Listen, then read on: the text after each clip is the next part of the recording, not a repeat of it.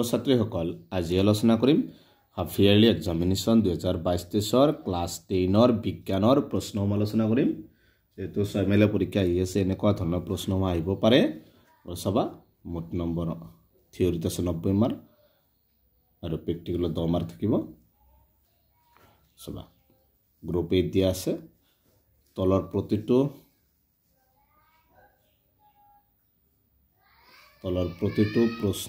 প্ৰশ্নবে 4টা উত্তৰ দিয়া আছে 4টাৰ ভিতৰত এটাহে শুদ্ধ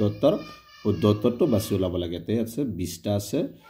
20 মাৰ্ক তোমালোকে বিলাক চাবা তা সমীকৰণ দিয়া আছে কোনটো সত্য হ'ব তলৰ 2 নম্বৰ তলৰ বিক্ৰিয়াটোৰ বাবে উক্তিসমূহ কোন কেইটা অশুদ্ধ কোনটো অশুদ্ধ হেতু হ'ব তাৰ পিছত আছে 4 নম্বৰ লেড অক্সাইড বিজাৰিত হৈছে কোনটো হ'ব ইয়াৰ সি নম্বৰ তাৰ পিছত দিছে এটা দ্ৰব্যৰ pH-ৰ মান 0 দ্ৰব্যটোৰ প্ৰকৃতি কি হ'ব আম্লিক হ'ব না ক্ষাৰকীয় হ'ব না প্ৰহম হ'ব না উভয়ধৰ্মী হ'ব তলৰ কোনটো যৌগই সোডিয়াম হাইড্ৰক্সাইড প্ৰহমিত কৰিব তো সবা মেন্ডেলিভৰ সময়ত জনা মৌলৰ সংখ্যা কেইটা তলৰ কোনটো তীব্ৰ এসিড নহয়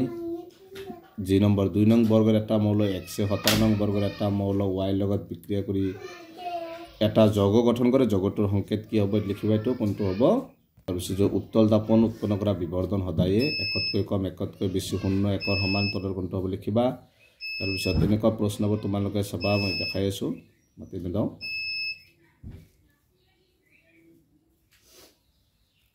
প্ৰশ্নসমূহ চাবা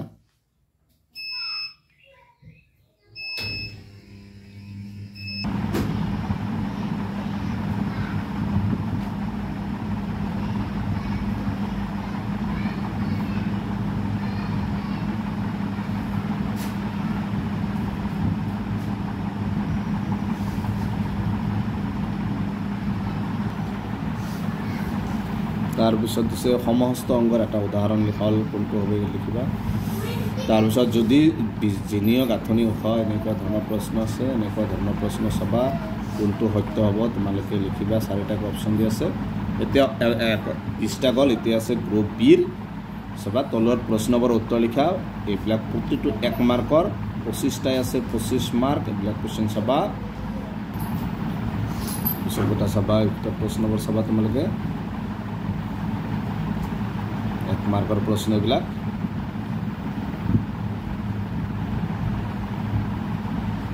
এনেকুৱা ধৰণৰ প্ৰশ্নসমূহ তোমালোকৰ পৰীক্ষাত যেটা আহিব ধৰণৰ প্ৰশ্নসমূহ চাবা এইবিলাক এনেকুৱা ধৰণৰ প্ৰশ্ন আহিব একদম সহজ প্ৰশ্ন আহিছিল এতিয়া গ্ৰুপ সি এইবিলাক 2 মাৰ্কৰ আছে জাইলেম আৰু ফ্লোএমত দ্ৰৱৰ পৰিমাণৰ দুটা পাৰ্থক্য লিখিব লাগে পোহৰ বিদ্যুৎ শক্তিৰ সংঘটিত বিযোজন প্ৰক্ৰিয়াৰ একটাকৈ সমীকৰণ লিখা নিউক্লিয়াৰ শক্তিৰ সুবিধাসমূহ কি কি এইবিলাক 2 মাৰ্কৰ বাকি প্ৰশ্নসমূহ চাবা ইয়াৰ 3 মাৰ্কৰ আছে কিছুমান ধৰণৰ প্ৰশ্নবোৰ আহিব তোমালোকে চাবা